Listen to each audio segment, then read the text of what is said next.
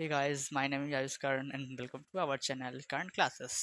तो as you know that आपका नया एनसीईआरटी बुक का lesson 1 and 2 means that real number और पॉलिनोमियल्स खत्म हो चुका है। इस वीडियो लेक्चर में हम लोग पढ़ने वाले हैं आपका थर्ड चैप्टर जिसका नाम है pair of linear equations in two variables. ठीक है, तो इसका कुल 3 इंट्रोडक्शन होने वाला है। कुल 3 इंट्रोडक्शन होने वाले हैं। This is our first introduction. ठीक है, तो सर ये बिना किसी देरी के स्टार्ट करते हैं। तो सबसे पहले जो चैप्टर का नाम है sir pair of linear equation into variables, उसके बारे में कुछ समझा दीजिए। जरूर। Pair of linear equation linear equations and two variable in two variables. ठीक है, सबसे पहले आपको चैप्टर का जो नाम है इसके बारे में क्या कैसे है वो पता होना बहुत जरूरी है। तो देख लेते हैं सर कि चैप्टर का नाम क्या बोल रहा है, चैप्टर किस बारे में है। ये लेक्चर बेसिक इंट्रोडक्शन होने वाला है। इंट्रो सेकेंड में आपको ग्राफिकल मेथड पढ़ाया जाएगा। इंट्रो थर्ड में अलजेब्रिकल मेथड सर वो क्या क्या हैं कैसे आपको धीरे धीरे समय के साथ पता लग जाएगा। ठीक है, तो चलिए बिना किसी देरी के इसका मतलब समझते हैं। देखिए यहाँ पे पेयर वर्ड का मतलब होता है जोड़ा। आपको भी पता है पेयर का मतलब जोड़ा होता है। मीन्स दैट कोई बोल दे 1 pair of shoes means that कितने शूज होंगे, 2। को बोल दे 1 पेयर्स ऑफ मार्कर देन कितने मार्कर्स होंगे, तो 2 मार्कर्स होंगे। ठीक है, तो वैसे यहाँ पे पेयर का मतलब जोड़ा है, मतलब कुछ भी चीज होने वाला है यहाँ पे जोड़े में होगा भाई। एंड देन लीनियर का मतलब होता है सर पॉलिनोमियल में पॉलिनोमियल में वेरिएबल का डिग्री 1 होना चाहिए। ठीक है, जैसे जैसे हम हिंदी में लिखे हिंदी इंग्लिश मिक्स करके, क्योंकि समझना है ना आपको, तो आप भी वैसे अपने नोट्स में लिखें, कॉपी कलम निकालें और लिखना स्टार्ट करें, समझना भी स्टार्ट करें। देन यहाँ पे लीनियर का मतलब है ऐसे पॉलिनोमियल्स जिनकी डिग्री 1 हो। एक ऐसा पॉलिनोमियल्स जिसका डिग्री 1 हो वो आपको लीनियर पॉलिनोमियल होते हैं। इसे पिछले वाले चैप्टर्स में पढ़ाया चुका है इंट्रोडक्शन में। तो आप जाके अगर वो सब नहीं देखे हैं, डायरेक्ट थर्ड चैप्टर पे आप आके देख रहे हैं, अगर वो सब कहीं से भी किए हों आप, इंपॉर्टेंट नहीं कि आप मेरे ही चैनल से कर रहे हैं, दैट इज़ नॉट इम्पॉर्टेंट। बस इतना है इंपॉर्टेंट है कि आपको ये आना चाहिए कि सर ये पॉलिनोमियल्स क्या है। ठीक ना, इसके लिए आपको स्टेप वाइज फर्स्ट लेसन पढ़ना पड़ेगा, then second lesson, then third पे आइए। ठीक है, जैसा कि आपको पता ही है ये जो एक लेसन चल रहा है, मतलब एक्सरसाइज जो चल रहा है, वो हमारा थर्ड है। ठीक है, देन इसका मतलब समझ गए सर लीनियर क्या है, एक ऐसे पॉलिनोमियल जिसका डिग्री 1 होता है। देन सर ये भी बतला दीजिए इक्वेशन क्या होता है। इक्वेशन क्या होता है, इक्वेशन क्या होता है when polynomials equates to zero. ठीक है, बस यहीं तक है, आगे कुछ नहीं है। इस कॉल्ड फलना चीना कुछ नहीं है, यहीं तक है।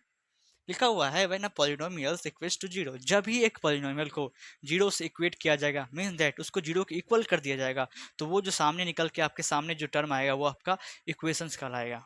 मीन्स दैट जैसे फॉर एग्जांपल कोई भी पॉलिनोमियल लिखा हो, फलाना चिलाना ढिमकाना कुछ भी, जैसे कैसे लिखा हुआ है। ठीक है, एक पॉलिनोमियल्स है। अब ये पॉलिनोमियल्स को जब हम जीरो के साथ इक्वेट करेंगे mean that equals to zero करेंगे, तो ये जो सामने आ रहा है ये हमारा क्या कहलाएगा, इक्वेशन कहलाएगा। आई थिंक बात समझ में आती है। And there next thing is two variables means that हम लोग इस चैप्टर्स में 2 वेरिएबल्स तो पढ़ेंगे सर। कौन कौन सर, जनरली वेरिएबल एक्स और वाई को लिया जाता है। ठीक है, तो मोटा मोटी इसका ये मतलब हुआ हमको ये पढ़ना है pair of linear equation two variable means that linear equations पढ़ने हैं। इक्वेशंस में भी कौन सा लीनियर इक्वेशंस जिसमें दो दो वेरिएबल्स हो सर। अब वो सर पेयर में होने चाहिए, तब जाके pair of linear equations two variable होगा। आप एक एग्जांपल लिख रहे हैं, हम आप बोलेगा सर ये सारे चीज को सेटिस्फाई कर रहा है क्या।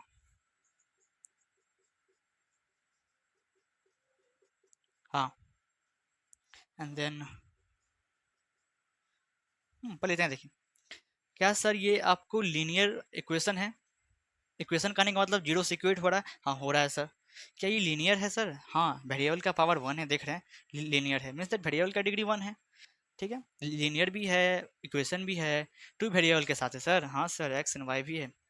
आप सर ये क्या पेयर में है? नहीं सर, अकेला है। पेयर का मतलब जोड़ा होता है, तो एक मतलब एक और होगा इसका चेला।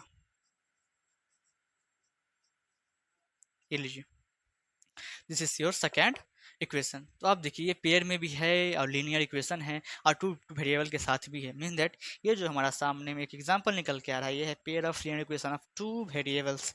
मीन्स दैट जब भी कोई सवाल दिया रहेगा, आपको बोलेगा इक्वेशंस बनाइए, तो आप दो दो इक्वेशंस आपको बनाना पड़ेगा। वो सवाल आपको दो इक्वेशंस बनाने के ही दिए रहेंगे।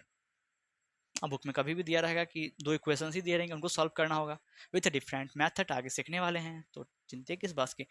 इतना लिखने के बाद चलिए आगे चलते हैं। चलिए आप लोग लिख लीजिए, ठीक है। चलते हैं आगे। इस सर आगे क्या पढ़ना है? आगे सर कुछ नहीं, बेसिक सा ये लेक्चर बहुत बेसिक्स इंट्रोडक्शन पे है, तो सर वही छोटे मोटे चीज़ पढ़ेंगे। ज़्यादा कुछ है नहीं, पर ये छोटे मोटे चीज़ ही बाद में जाके दिक्कत ना करे, इसीलिए इसको पढ़ना जरूरी है। अब सर ये इसके स्टैंडर्ड फॉर्म बता दीजिए। सर इसके स्टैंडर्ड फॉर्म तो बता दीजिए सर आप। लगता है मार्कर का इंक सूख रहा। I will change. ठीक। सर इसका स्टैंडर्ड फॉर्म क्या होता है? इसका स्टैंडर्ड फॉर्म होता है A1B, sorry sorry my students, A1X जोड़ B1Y जोड़ C1 is equal to 0, A2X जोड़ B2Y जोड़ C2 is equal to 0। I think बात समझ में आ रही है। अब ये देखिए, ये जो है हमारे दो इक्वेशंस, ये आपको स्टैंडर्ड फॉर्म है एक pair of linear equations of to variables का, क्योंकि ये पेयर में है, जोड़े में है। और देखिए वेरिएबल का पावर 1 है, मीन्स लीनियर है। और ये इक्वेशन भी है क्योंकि जीरो से इक्वेट किया गया है। मीन्स दैट ये जो हमारा मोटा मोटी निकल के आ रहा है वो हमारा क्या है? स्टैंडर्ड फॉर्म है। किसका फॉर्म है सर?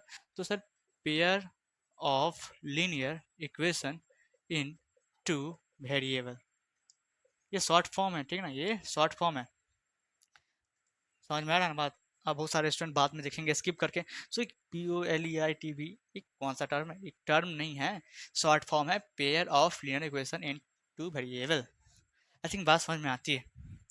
अब जहाँ पे आपका A1 क्या है सर, आप सर A2 क्या है बता दीजिए। ठीक है, बताते हैं। सर B1 भी बताइए, B2 भी बताइए, बता देते हैं। C1 क्या है, फिर C2 क्या है, फलाना चिलाना ढिमकाना। तो A1 और A2 कॉफिशिएंट्स हैं। फिर से नया टर्म कॉफिशिएंट बोले हैं हम। इंट्रोडक्शन जाके देखें किसका, पॉलिनोमियल्स का, तब समझ में आएगा कॉफिशिएंट्स क्या है। क्योंकि स्टेप वाइज है, स्टेप वाइज ही चलना पड़ेगा। छत पे पहुंचने के लिए सीढ़ियाँ लगती है ना, वैसे ही है। यहाँ तक अगर आप आए हैं क्रिस बन के, तो फिर से नीचे जाइए क्रिस बन के, देन इंसान की तरह ऊपर आइए स्टेप 4 के, मीन्स फर्स्ट लेसन, सेकेंड, फिर third. Coefficients of x, A1 A2 क्या है सर? कॉफिशिएंट्स है। ये कॉमा है बीच में, ठीक है, ये मोटू मोटू कॉमा है। सर B1 B2 क्या है सर? ये तो कॉफिशिएंट है सर, ये भी। फिर से कॉफिशिएंट, इस बार y का कॉफिशिएंट है B1 B2।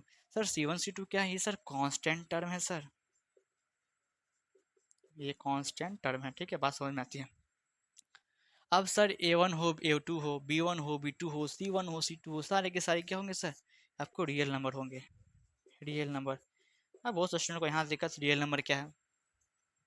फिर मैं वही बोलूँगा, इंट्रोडक्शन जाके देखो फर्स्ट चैप्टर का, तब यहाँ पे आना। मोटा मोटी स्टेप बाय चलो। तो रियल नंबर है A1 A2 B1 B2 C1 C2 सारे के सारे। आप सर कॉफिशिएंट ऑफ एक्स कुछ तो बतला दो। ठीक है, यहाँ पे एक्स का कॉफिशिएंट मीन्स एक्स के पहले आने वाला जो कांस्टेंट पार्ट है वही होता है। तो ये A1 है, और सर यहाँ भी है A2 है। तो A1 और A2 कॉफिशिएंट ऑफ एक्स है। अब सर B1 B2 कैसे? कॉफिशिएंट ऑफ वाई है, मीन्स वाई के पीछे वाला, ठीक है ना। जो कांस्टेंट टर्म, वेरिएबल के पीछे वाला जो कांस्टेंट टर्म होता है, वही आपका कॉफिशिएंट्स होते हैं, वो वेरिएबल की। आई थिंक बात समझ में आती होती। अब सर हम भी एग्जांपल ले सकते हैं, आपकी कोई जरूरत नहीं। अब हम भी एग्जांपल्स ले सकते हैं। चलिए एग्जांपल लेते हैं। अब हम भी बना रहे हैं, आप अपने मन से बनाइए। हो सकता है मेरा एग्जांपल्स अलग हो, आपका एग्जांपल्स अलग हो, कोई बात नहीं। ठीक है, ये रहा। तब इस सिमिलर नहीं बनाना है, ठीक है। देख रहे हैं, ये हमारा एग्जांपल हुआ किसका sir? Pair of linear equations in two variable का। आई थिंक बात समझ में आती है। स्टैंडर्ड फॉर्म्स, एग्जांपल्स, देन बहुत सारे एग्जांपल्स आप सभी बना सकते हैं। तो आप यहाँ तक लिखिए, फिर आगे बढ़ते हैं। तो चलिए आगे बढ़ते हैं।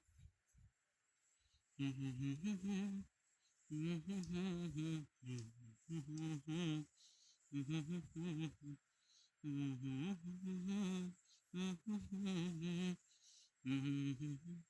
है, चलते हैं नेक्स्ट। सर नेक्स्ट टॉपिक क्या कर रहा है आप? सर आपसे कोई पूछ ले सर कि पेयर ऑफ लीनियर इक्वेशन, या ऐसा कोई पूछ ले कि sir linear equation in two variable क्या है, डिफाइन करो। तो जैसा मैंने इतना एक्सपेंड करके बताया वो सारे तो नहीं बताओगे क्या? कोई डिफिनेशन होना चाहिए, तो आपके लिए कुछ डिफिनेशन लिखना है लिखो, नहीं लिखना है मत लिखो। ठीक है, क्योंकि आप समझ चुके हैं कि मतलब क्या है, तो मतलब जानना ज़्यादा इंपॉर्टेंट है डिफिनेशन जानने से। मतलब समझ गए तो डिफिनेशन खुद से भी बना सकते हो। ठीक है, तो सर डिफिनेशन दिखा दीजिए। ठीक है sir, linear equation in two variable, two variable. I think बात समझ में आती है। किसका सर? तो linear equation in two variables का सर डिफाइंड डिफिनेशन मीन्स बता दो हमको। ठीक है सर, तो ये है an equation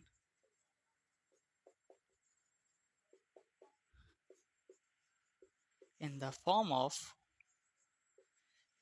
of a x जो है b y plus c is to zero. ठीक है,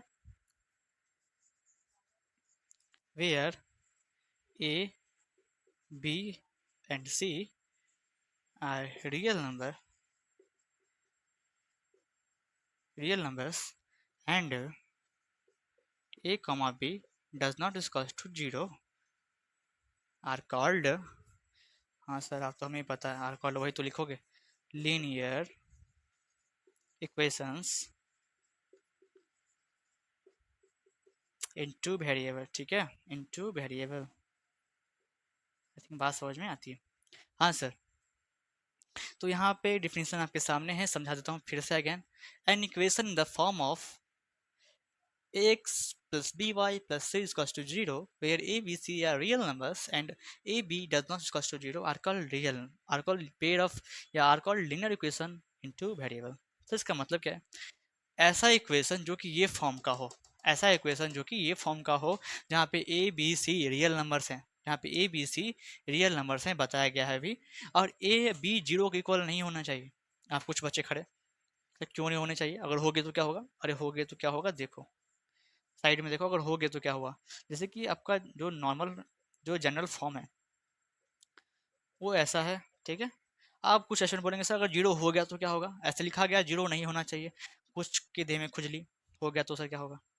अरे हो गया तो ए के बदले जीरो रखोगे, फिर एक्स, बी के बदले जीरो रखोगे, फिर वाई प्लस सी इसका जीरो। जीरो जीरो गुना करोगे, जीरो से कुछ भी गुना होता है तो जीरो ही आता है, प्लस यहाँ भी जीरो प्लस सी इसका जीरो, सबको जोड़ के सी इसका जीरो आएगा। सी इसका जीरो आप सबको दिख रहा है क्या? हाँ, ये नहीं दिख रहा होगा तो थोड़ा ऊपर भी लिखा जा सकता है, सी इज इक्वल्स टू जीरो हो जाएगा। आप देखो मूर्खो, यहाँ पे पेयर तो दूर की बात, लीनियर इक्वेशंस तो दूर की बात, टू वेरिएबल्स तो कहीं दिख भी नहीं रहा। तो अगर ऐसा हो जाएगा सी इक्वल्स टू जीरो, तो ये क्या ये कौन सा फॉर्म है इक्वेशन का? इसीलिए बोला गया है ए बी जीरो नहीं रखने के लिए। अगर ए बी जीरो हो गया तो एक्स और वाई का कोई अस्तित्व नहीं रह जाएगा। ठीक है, चलिए इतना समझने के बाद नेक्स्ट हम समझेंगे। चलिए आप लोग इसको लिख लीजिए, एग्जाम्पल्स है तो एक दो यहाँ पे भी चिपका सकते हैं आप लोग, एक दो यहाँ पे भी चिपका सकते हैं जरूर।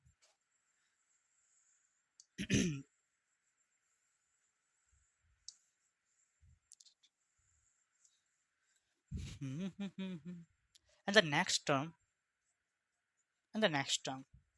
ये क्या है सर? हाँ, आगे बढ़ने से पहले आप दो टर्म समझ ले, देख लें, जान लें कि सर क्या है, क्योंकि आगे जाके कोई दिक्कत ना हो इसीलिए। तो जो सर फर्स्ट टर्म है वो हमारा कंसिस्टेंट है।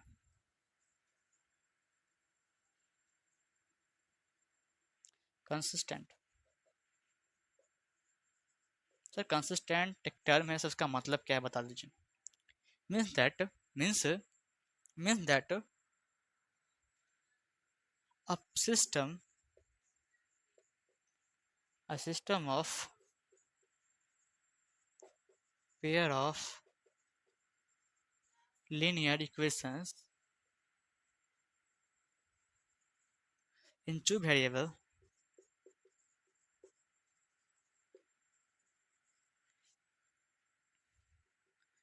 is called consistent if it is having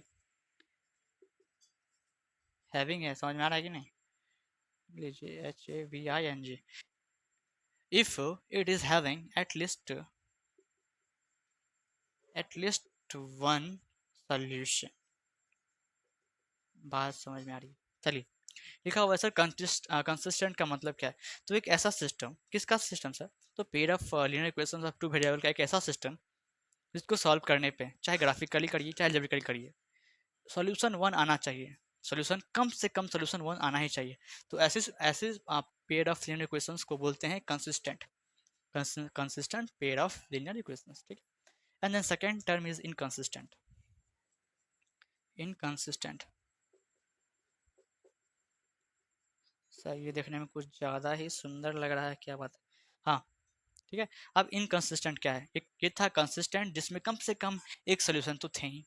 अब उसका उल्टा इनकंसिस्टेंट, आप खुद भी सोच सकते हैं सर क्या हो सकता है, कोई बात नहीं हमें। अब एक ऐसा सिस्टम, किसका सिस्टम सर? तो देखिए अ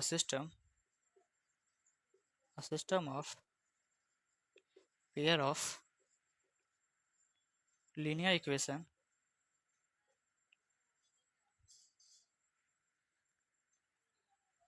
इन two variable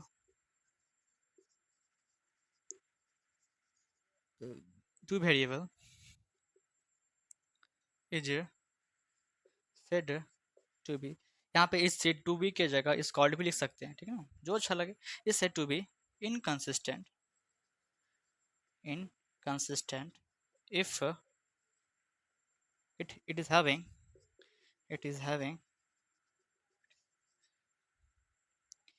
no solution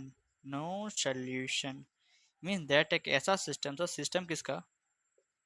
pair of linear equations of to variables का, जिसको सॉल्व करने पे बाय एनी मेथड ग्राफिकली या जेब्रिकली इक्वेशंस की आंसर कुछ नहीं आना चाहिए, मीन्स दैट उसका वैल्यू कुछ नहीं आएगा, ठीक ना, वो उसका सॉल्यूशंस कुछ नहीं होगा, तो ऐसे को बोलते हैं इनकंसिस्टेंट, ठीक है। उसको बोलते हैं inconsistent pair of linear equations. I think बात समझ में आती है। चलिए यहाँ तक आप लोग नोट करिए, ठीक है। No solutions. चलिए हम लोग आगे बढ़ते हैं, ठीक है। अब हम लोग जानेंगे कि sir pair of linear equations of two variable की सॉल्व करने के क्या क्या से तरीके हैं, क्योंकि ये लेक्चर बहुत बेसिक सा होने वाला है, तो इसमें यही चीज़ बतला के छोड़ देने वाले हैं कि कौन कौन से मेथड्स हैं। देन अगले वीडियो में हम लोग डिस्कस करेंगे आपको कि वो सर मेथड है कैसे और क्या कैसे कैसे उसको सॉल्व करते हैं, ठीक है। तो इस वीडियो में यहाँ तक कि method for solving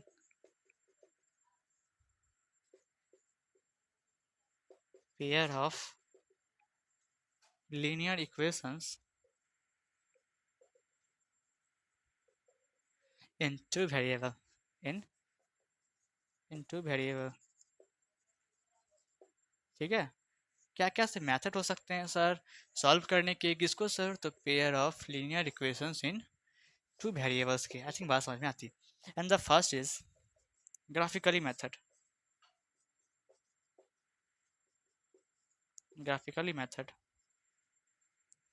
Second one is algebraically method। तो सर ये रहे हमारे दो मेथड, जिससे हम लोग आपको जो इक्वेशंस रहेंगे उनके सॉल्यूशन फाइंड करेंगे। तो इस पे और इस पे जो हमारा सेकेंड इंट्रोडक्शन पार्ट आने वाला है वो इस पे होने वाला है कि ग्राफिकल मेथड क्या क्या होते हैं और कैसे कैसे सॉल्व किया जाता है। एंड देन जो थर्ड इंट्रोडक्शन होगा उसमें हम लोग ये बताएंगे कि अलजेब्रिकल मेथड क्या होते हैं और कैसे कैसे सॉल्व किए जाते हैं। तो इसी के साथ ये लेक्चर यहीं खत्म होता है। तो नोट्स बनाते रहें and take care and bye bye.